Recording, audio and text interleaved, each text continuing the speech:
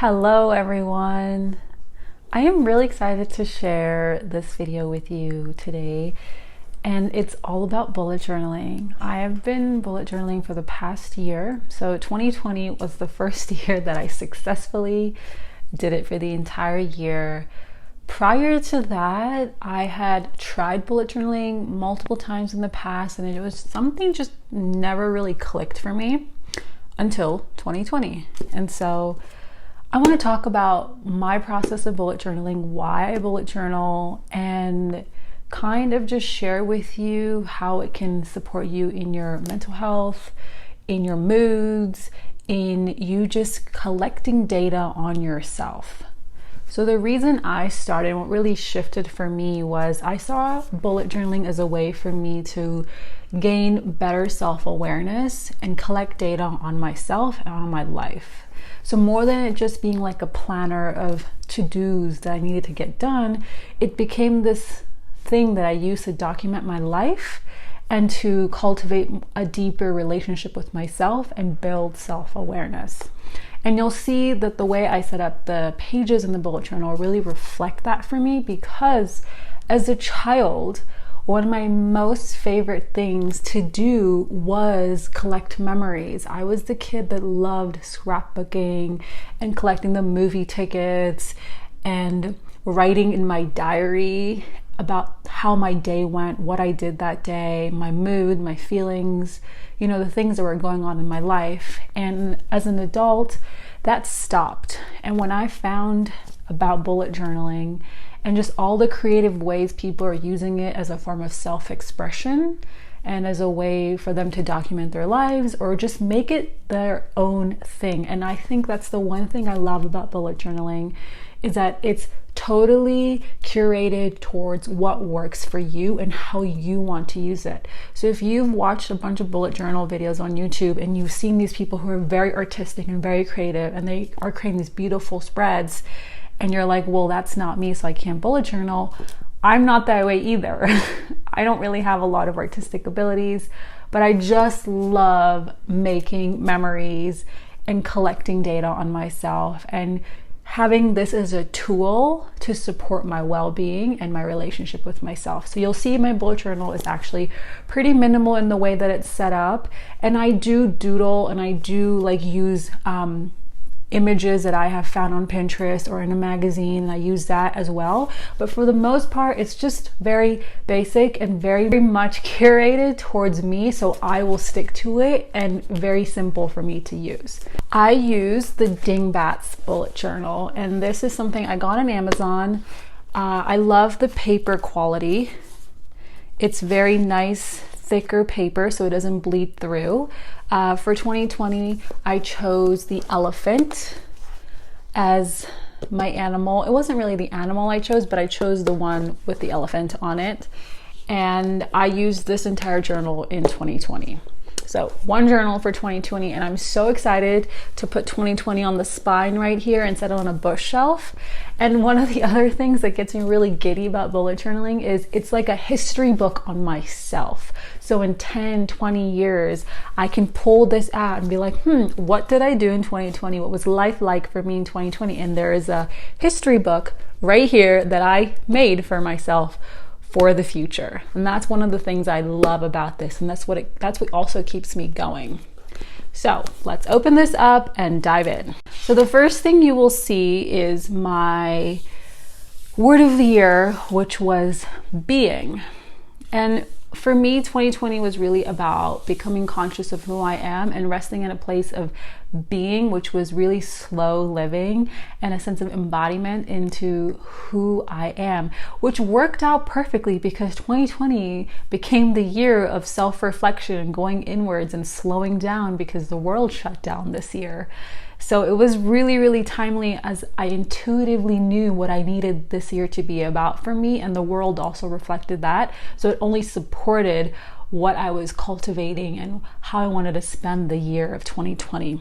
And then if you keep moving, I have my future log, which I just set up, very basic, very minimal. I didn't really use this much, but I still like it to put things down for dates to remember. 2020 was not a very social year. There wasn't not a lot of events and activities and things going on. So that's why this isn't filled up. But I assume and hopefully 2021, this will get filled up. And then I created this reminders or quotes page for myself, things about fear, things about the truth. So one says fear, one says truth, and just little remembrances of things I wanted to make sure that I was looking at. But honestly, I did not look at these pages that much, so I'm not going to be doing it for this year's bullet journal. And then I did an ideal morning routine, things I do to feel good. Again, I didn't really turn to these pages, so these pages will be scratched out in the new one. I really love tracking my moon time with a tracker. I use the app Clue on my phone to track my cycle, but I really like the visual look of it being put on paper. So I will carry that over into my new journal. And this is really wonderful to see how my period changes according to each month, and just kind of visually seeing the big picture, because I'm a very big vision person and I love visually able to see everything. And then this is my reflections, my visions.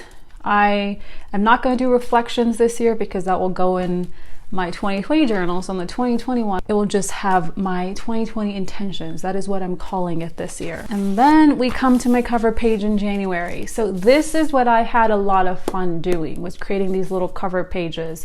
Again, like I said, I'm not very artistic, but Pinterest is a great place for inspiration. And so a lot of the things that I use for my cover pages every month came from inspired by Pinterest. I created a bullet journal board on my Pinterest just to pull up images of things I wanted to use on my cover pages. So this is pretty basic and pretty easy to make. And I used a quote that I put on the cover page of every month just to kind of anchor in that month and what I wanted to focus on and what I wanted to make sure was on the forefront of my mind that month. So one of my favorite things about the bullet journal that I love the most is the line a day or memories.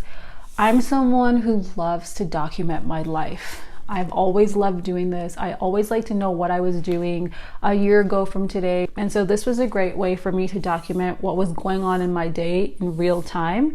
And it's beautiful because I have 366 days written down of one thing I wanted to remember each day by. So I have a little history of every single day of 2020 because of doing this line a day. And so this was probably one of my most favorite spreads that I did. The other thing I really like and enjoy doing in my journal is the habit tracker.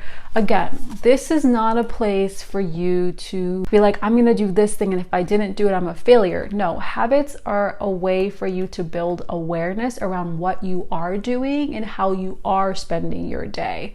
That's my approach to it.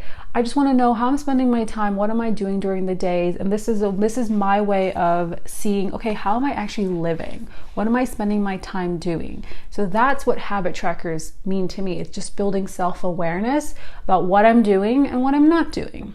And so that's it. There's no goal I need to hit. There's no thing I need to accomplish with it. It's just building self-awareness. That is the point of a habit tracker. Then I have a very basic weekly layout, and I use this in conjunction with my Google Calendar. So I don't really fill this up with, a lot of to-dos because most of my time is spent in client calls or in meetings. All that stuff I schedule on my Google Calendar, and this is just more tasks I need to do, like film videos, edit videos, things I have going on in my life that I don't really use my Google Calendar for. And I also am not someone who likes to overwhelm myself. So you will not see a lot of things packed into a day for me. That's just not how I work.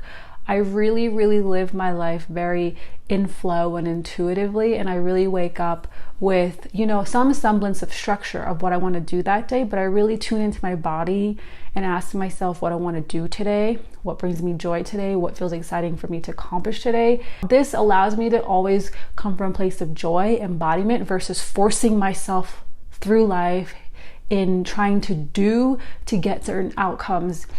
Something I've heard a mentor say was that doing to get versus being to receive. So this is why I don't really fill my days with a bunch of to-dos, because for me it's all about being and letting that beingness of who I am start to attract and create the things I want in my life. And of course there's action involved, and of course there's showing up and there's actual doing involved, but it's coming from a place of deep rest and embodiment, who I am first, and then acting on the joy and the excitement that is fluttering or arising in my system. So that's how I move myself into action. I don't force myself into action. I choose to get into action based on what feels exciting for me to do. So another thing I enjoyed doing was our reflections at the end of every single month, how the month went, what I did, how I was feeling, and just kind of the highlights, the lowlights, my moods, just a basic reflection overall of the month. And this kind of changed according to what I really wanted to reflect on. It was really prominent, was really moving through me and my life any given month. I really enjoy doing that, because when I do my 2020 review, I will refer back to the January, the February, the monthly reflections I did to kind of get an overview of what was going on each month and what I was learning and how I was growing and what was happening in my inner world and my outer world in each month. So that made 2020 review a lot more easier. Something else I really enjoyed doing in my bullet journal was gratitude. So just one thing I was grateful for every single day, and just practice more gratitude in my life. This is not something that I consistently had done before, so putting in my bullet journal where I had to write one thing every day really helped me to be more intentional, and it also allowed me to review my day and look at all the things that went well. And because I did that, I noticed that, yes, technically I was only writing one thing that I was grateful for, but through the process of reviewing the day to then write down what thing I was going to write down that day, what I was grateful for, it allowed me to see, oh wow, look at all the good that happened in my day and what went well today. So this was a great way for me to cultivate gratitude, and of course just feed my mindset and feed the perspective and just feed myself in looking at the things that are good and the things that are going right in my life. The other thing that I didn't do every month, but I did create a spread, was self-recognition. So as a projector, many of you know this, I've talked to you about human design and being a projector on my channel. And I even have a podcast talking all things about human design, so you can understand your human design energy type. The link to my podcast is in the description. There's also many other episodes that you can dive into. But one of the things I really wanted to focus on was self-recognition, because I have a very hard time seeing myself clearly. I'm really good at seeing and understanding other people very well. But with myself, it's a lot more challenging. So for me to recognize myself, I created this recognition spread where one thing I would write down something I wanted to recognize myself, and how I was really validating myself, and how I was really showing myself love and approval, and acknowledging what I was doing, how I was being, and most importantly, just praising myself. So I did that, and that was really good, again, to support my mindset, support my mental health, and help me to see the good in myself. I like this flower spread a lot from May. It's really pretty. Oh yes, so one of the things I loved that I did this summer was I went on a really epic 2.5-week road trip to the Pacific Northwest. And I went to Yellowstone National Park, I went to Craters of the Moon, I went through Bend, Oregon, I went up to the coast to Washington, and it was the most magical time and magical experience that I've had in 2020. And so I brought my bullet journal with me, and I decided to log each day and what we did. Again, I told you I love collecting memories. I'm such a